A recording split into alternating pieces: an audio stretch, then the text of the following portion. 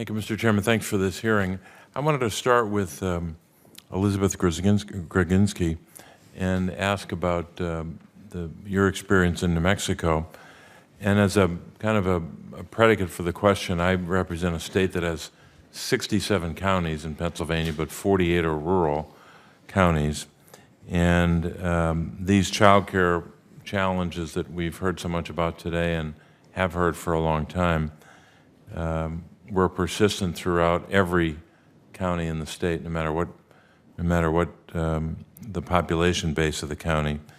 The child care stabilization grants, which came through the American Rescue Plan, were used by every type of child care provider, and our state received a little less than $729 million.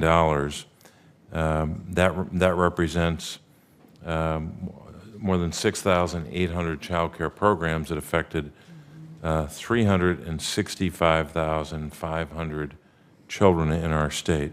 So a huge impact that one initiative provided to the American Rescue Plan. And we know that the shortage that we've talked about is particularly severe for children with disabilities and families that live in those rural areas. So how have these stabilization grants been used to support child care providers in rural areas? That's the first part of the question. The second is, what is at stake for these communities when the funding ends in September? Thank you, Senator Casey. We were able to distribute almost, as I said, $168 million. Much of New Mexico is also very rural. And in addition to the stabilization grants, as I said, it's not only stabilized, but strengthened so many of the family child care, center-based programs all over the state. And we have been able to use the administrative dollars from stabilization to build supply. A small village of Des Moines, we're working with the mayor and people in his community to build child care. So it's absolutely critical that we not only continue to make investments in child care, but we look at ways to build the brick and mortar, the capacity in rural communities and all across our states to make child care more available. And again, to this issue of parent choice, that's what's going to make it thrive.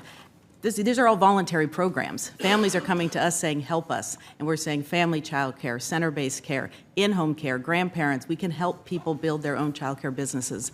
So it's been a big help, and we need to continue those investments. Well, thanks. And I'm just astounded at the fundamental nature of these investments for these centers in our state. We're told that just in Pennsylvania, just for child care centers, they were receiving a little more than $142,000 per center. And here's what they're using it for: personnel costs, so fundamental in the pandemic and throughout the last couple of years. Using the dollars for rent and mortgage, and that sometimes applied more to the family care centers, of which we have thousands in our state. So it's critically important that we have a response. We can't just throw up our hands and say, well, the funding's over, and Washington has no response to that at all. We've got to have a response. In the remaining time I have, Ms. Hogan, I was going to ask you about legislation. I may be preempting Senator Murray because she's the lead on this bill, but the Child Care for Working Families Act, I've been blessed to have the opportunity to be a co-lead on that legislation led by Senator Murray.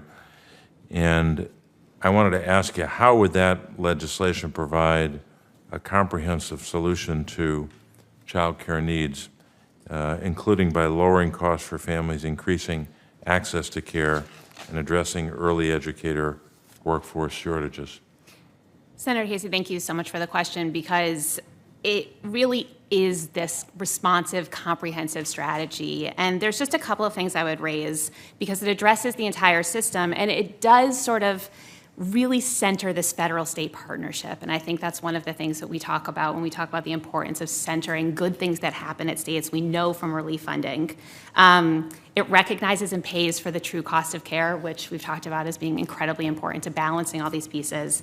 Caps costs for working families and ensures the lowest family has free, expands childcare and pre-K and Head Start, And it provides grants, which, again, as we know, they work to improve quality and supply. Thanks very much. It's okay to repeat that if Senator Murray asks you about it. Senator Cassidy.